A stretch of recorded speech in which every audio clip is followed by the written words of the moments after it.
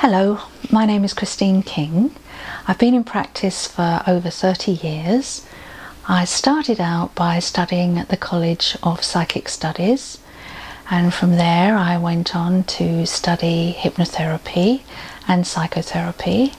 I also trained in hands-on colour healing and the flower remedies, and later on I took a 3-year intensive course in metaphysics and spiritual studies, and I also set up a training college called the Metaphysical Society for the Expansion of Consciousness, where we train people in metaphysical principles.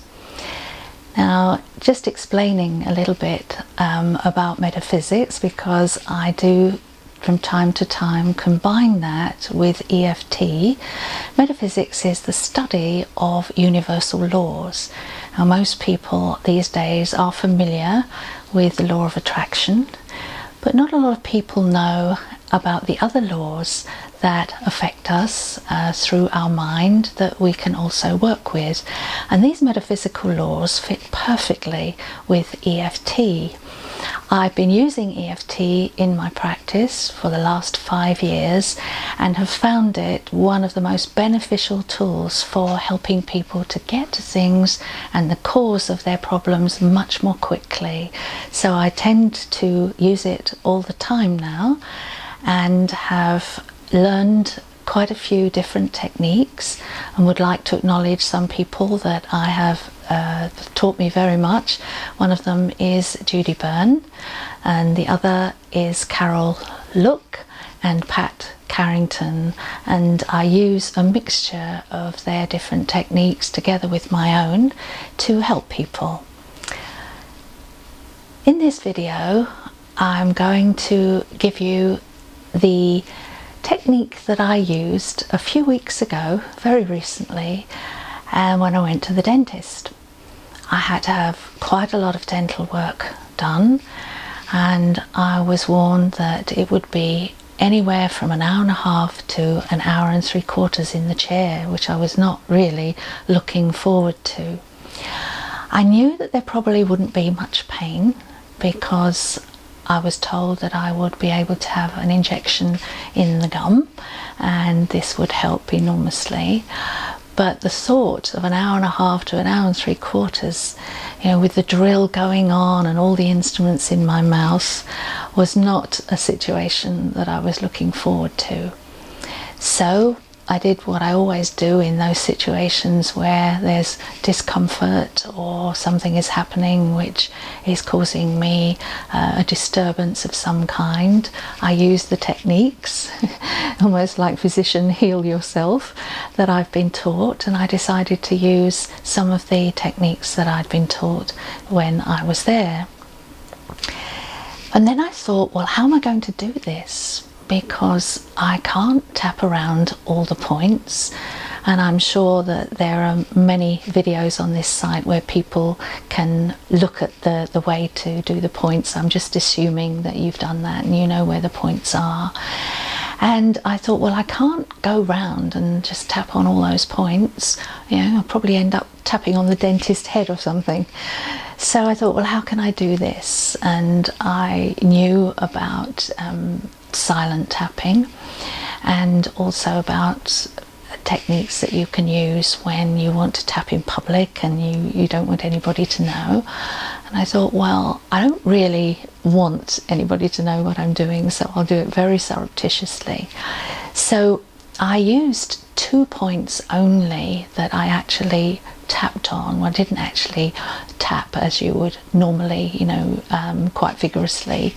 I tapped very gently. It was more of a pressing than anything else, and I chose to use the karate chop, which, as most of you know, is just this fleshy part of the hand here, and I just pressed like this, a kind of quiet tap while things were going on. But I also used the gamut point, which is this little indentation here between the little finger and the ring finger, and from time to time I just rubbed that or just pressed that in the same way, and a combination between the two. But I also tapped silently, And this meant that I didn't use my hands to tap on the other tapping points around the head and the face and the body. I just imagined that I was doing that. And the imagination technique is just as powerful really as tapping. So I used that, and as I went round, obviously some of the situations were quite uncomfortable. There was a lot of noise from the drill, which really initially put my nerves on edge. And I just imagined tapping around and just saying things silently to myself like, the noise of this drill is really getting to me. I can't stand this harsh sound. It really unnerves me. It's really disturbing. And I went round and did, in my head, tapping on those points silently. And this calmed me down enormously.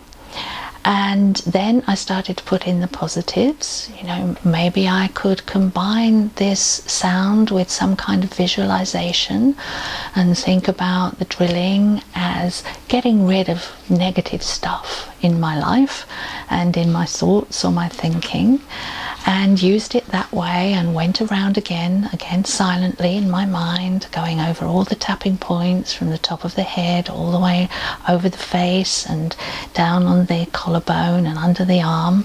And I just did this a couple of times, and I became so relaxed. And when I wasn't doing that, I went back to just pressing on the karate chop and on the gamut point, and I became so relaxed that I almost fell asleep. So much so that the dentist had to keep asking me to open my mouth. And it was an experience, really. It was like being in another world, because although I could hear the drill, and although I had all these uncomfortable instruments in my mouth, and you know, the dentist was talking away to his assistant, these things just didn't bother me, and I just felt very, very comfortable and very relaxed. The interesting part was that there was no way that this tapping that I was doing on my hand could have been detected. I was doing it, you know, they give you a bib to wear, and I was doing it under there, so nobody could have detected. And then I heard the dentist say to me, tap, tap, tap. And I thought, where is that coming from? Does he know about tapping? Has he detected that I've been tapping? And I was thinking, this would be a marvellous way of helping people who were afraid of dentists, or who were in a situation as I was, who needed to calm down and just deal with an uncomfortable situation. And I was so shocked to hear him say that I didn't actually reply. And he must have thought I was very hard of hearing. So he said it again, tap, tap, tap. By this time I was quite bewildered, and I just turned my head towards him inquisitively as to what is it that you're meaning. And he just came around the front of me and, you know, mouthing the words very strongly, he said to me, would you tap your teeth together, please? So I thought that was quite amusing, that what I thought had been telepathy was actually his way of communicating, which I thought was quite strange in a way, because most of the time when dentists want you to do that, they don't say tap, tap, tap. They say, would you clench your teeth together, please? And I thought it was really strange that he chose to use that language, and I thought just by recounting that to you, you might find that amusing. But it was a situation that proved very valuable, and I hope that it will help you if you find yourself in a situation where something is uncomfortable. But the end to that really is again interesting, because when I was leaving, the dentist said to me, you will probably have a bit of pain when that injection wears off, and I would really advise you to take some paracetamol. And so when the injection was wearing off, I thought, well, I'm really going to feel it now, because he told me that he had to cut into the gum. But you know what? When I actually let that wear off, there was no pain at all and no discomfort. and I never had any at all. So EFT is a marvellous tool to use, and I hope that this video has been of help to you. My details of my websites: www.talkingpeace.co.uk and www.metaphysicalsociety.com appear at the end of this video. So if you find my work of interest, then please get in touch, and thank you for watching.